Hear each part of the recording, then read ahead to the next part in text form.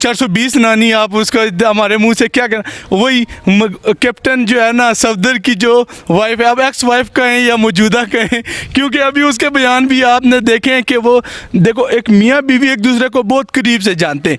जब उसका शोहर कह रहा है कि ये मेरी बीवी वज़ीर आज़म बनने के अहल ही नहीं है, तो नवाज शरीफ ने वोट को इज्जत दो का बेड़ा जो है वो गड़क कर दिया है। माइनस जिन्होंने होना था वो जा चुके हैं, वो इस टाइम दुबई की सड़कों पे खजल हो रहे हैं, ख्वार हो रहे हैं। यहाँ पे हमारे आर्मी चीफ रह के जा चुके हैं जनरल रहील शरीफ साहब, अपना मकाम बना कर गए हैं, अल्लाह के घर की जाकर वो हिफाजत कर रहे हैं, इज़्ज़त बना कर गए हैं। जनरल मुशर्रफ साहब रहे हैं, ठीक है, हम उनको भी मानते हैं क्योंकि वो एक बहादुर जनरल था। उसने डिक्टेटरशिप ज़रूर की है, लेकिन उसने अवाम के हक़ में बहुत अच्छे अच्छे फ़ैसले भी लिए हैं। ये जो चोर थे ना, इनको वो सही जानता था, ये नवाज शरीफ जरदारी, इनको वो बहुत अच्छा जड़ों से जानता था। उन्होंने इनको लितर मार के मुल्क से निकाला, ये एक 10 साल का एग्रीमेंट करके यहाँ से गए जेल, ये इनसे 2 दिन नहीं बर्दाश्त होती। अस्सलाम वालेकुम, मैं हूं हुसनैन, आप देख रहे हैं नया पाकिस्तान। इस वक्त मैं इस्लामाबाद के हल्का NA 52 में मौजूद हूं, जहां 16 मार्च को इलेक्शन है। आज से यहां इलेक्शन कैंपेन का आगाज़ हुआ है, आज वर्कर कन्वेंशन है। आइए आपको वो भी दिखाते हैं और लोगों से बात करते हैं, पूछते हैं क्या कहते हैं इलेक्शन के बारे में। आज जो वर्कर कन्वेंशन हुआ है NA 52 में, आपने देखा जिस तरह लोग निकले, क्या कहना चाहेंगे? इलेक्शन कैंपेन का आगाज़ हो गया। बिस्मिल्लाहिर्रहमानिर्रहीम। तो देखो आज भी एक जो है वर्कर कन्वेंशन हो रहा है, और आपको पता है, आपके इल्म में भी है कि कल भी एक वर्कर कन्वेंशन हुआ था। तो अगर एक इमरान खान का खिलाड़ी इतना बड़ा वर्कर कन्वेंशन कर सकता है, एक जमे गफीर इकट्ठा कर सकता है, और वो सीनियर नायब जो सदर बनाया है इन्हें पार्टी का, तो पहले तो वो जो इससे जो शाहिदा खान अब्बासी है उसमें थोड़ी बहुत गैरत तो जाग गई है ना।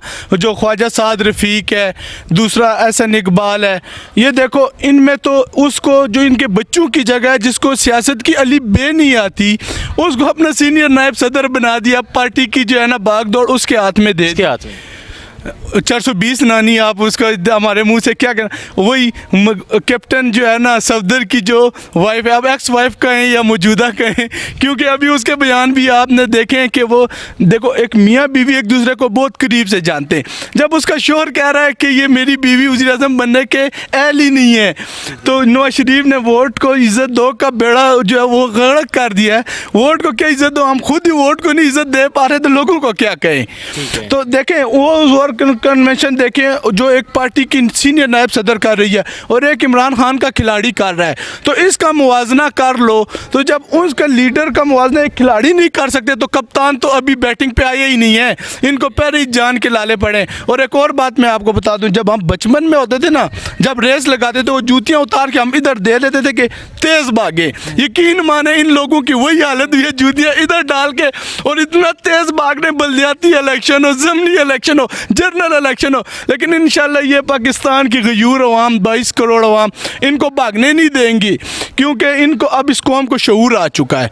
मेन चीज़ है जो शऊर आ गया है, और इमरान खान का इन लंगड़े लूंडों से कोई मुकाबला नहीं है, मुकाबला है उसका माफियाज के खिलाफ। और इंशाल्लाह खान ने जिस मैदान में उतरा है, और उसको अल्लाह, उसकी जिस आदमी की नीयत साफ होती है अल्लाह उसके साथ होता है। खान के साथ अल्लाह है, ये गयूर 22 करोड़ अवाम है, इंशाल्लाह वो कामयाब होगा। इमरान खान को माइनस करने का सोच रहे थे कि इमरान खान को माइनस कर दिया जाएगा, रेड लाइन लगा दी गई है, क्या कहेंगे आप? देखो उनके इरादे तो ठीक है नहीं, क्योंकि उनका जो दाल साग चल रहा है, जो पाकिस्तान को लूट रहे थे, अब वो बंद हो गया है। वो तो चाह रहे थे, माइनस कर रहे थे, कत्लाना हमले करवा रहे हैं, वो तुम माइनस करो हम ज़रब देंगे। तुम यही खुरम नवाज़ है जो 65,000 वोट लिया था इस कॉन्स्टिट्यूंसी से, आज वो इसको इंशाल्लाह 65 को डबल कर लो, 1 साइडेड जीतेगा।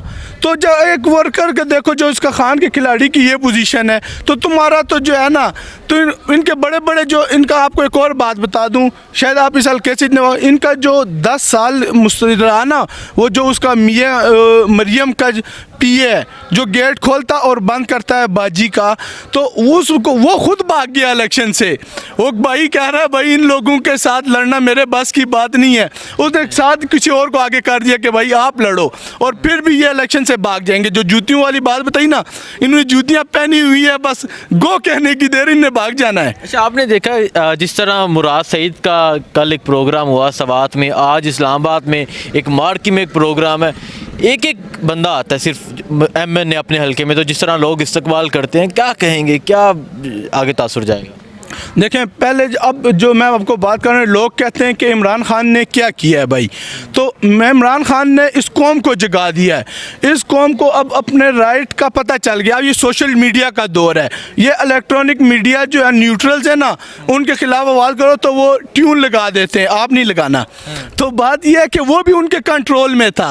अब सोशल मीडिया, आपको कौन कंट्रोल करेगा? दूसरे को कोई मुहब्बे वतन पाकिस्तानी है, कितनों को तुम डरा लोगे? इन्होंने कर भी लिया है, आजम स्वाति पे तशद्दुद किया है, शहबाज गिल पे किया है, वर्कर्स को फूने आई हैं, तुम कितनों को रोक सकते हो? आज हर पाकिस्तानी खुल के सामने आ गया। खान ने इन सब को बेनकाब कर दिया है। इंशाल्लाह अब आप कह रहे हैं कि लोग आ रहे हैं, क्यों आ रहे हैं? कि अब किसी का ये देखें, इनका कोई ताया चाचा मामा कोई सियासत से वाबस्ता नहीं है। एक इमरान खान के लिए आ रहा है, इस मुल्क के लिए निकल रहा है और बेलौस निकल रहे हैं बगैर किसी लालच के। तो क्या समझते हैं क्या रिजल्ट आएगा इलेक्शन का 16 मार्च को? बिल्कुल वाइट वॉश करेंगे, बिल्कुल वाइट वॉश। इंशाल्लाह ऐसे वाइट वॉश करेंगे जब एक दफ़ा वो पाकिस्तान ने जिस तरह इंग्लैंड को वाइट वॉश किया था, इस तरह वाइट वॉश करेंगे। जोशो जज्बा जी, आप मीडिया कवरेज करते हैं, आप हमसे ज़्यादा बेहतर इस चीज़ की नुमाइंदगी कर सकते हैं। आपने देखा ये एक हल्के की सिर्फ आवाम थी, हमारे MNA साहब राजा खुर्रम नवाज साहब ने कॉल दी, ठीक है, और ये सारा हल्के की आवाम यहाँ पहुँची है। इस्लामाबाद की मुख्तलिफ यूसीज से आवाम, जिसमें चेयरमैन, वाइस चेयरमैन, कौंसलर हजरात, तंजीमी मेम्बरान जितने भी थे, और जो ऑलरेडी भी चेयरमैन सेलेक्ट रह चुके हैं PTI के प्लेटफॉर्म से। ये देखें कि ये कोई पिंडी, इस्लामाबाद और पंजाब से लाए हुए कारकुनान नहीं थे, ये सिर्फ NA 52 की आवाम थी। एक दिन की कॉल थी, कल हमें कॉल मिली, आज ये सारा आपने देखा, ये पूरा हाल भर गया था यहाँ पे। इसके बनिस्बत आप देखें 2 दिन पहले यहाँ एक कन्वेंशन हुआ है, लीगी जो पार्टी है मुस्लिम, मरियम नवाज साहिबा वहाँ पे आई हैं। एक वो लीडर अपने आप को कहलाती हैं, लेकिन हमारे अपने इलाके के लोग भी वहाँ गए हुए थे, जो चेयरमैन के उम्मीदवार थे, कौंसलर हजरात, उनके दीगर मेम्बरान जो थे।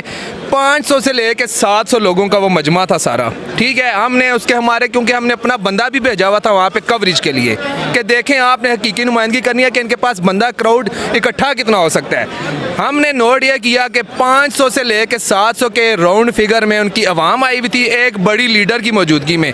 हमारा यहाँ कोई बड़ा लीडर नहीं आया, पार्टी के जनरल सेक्रेटरी हैं असद उमर साहब, वो मौजूद नहीं थे।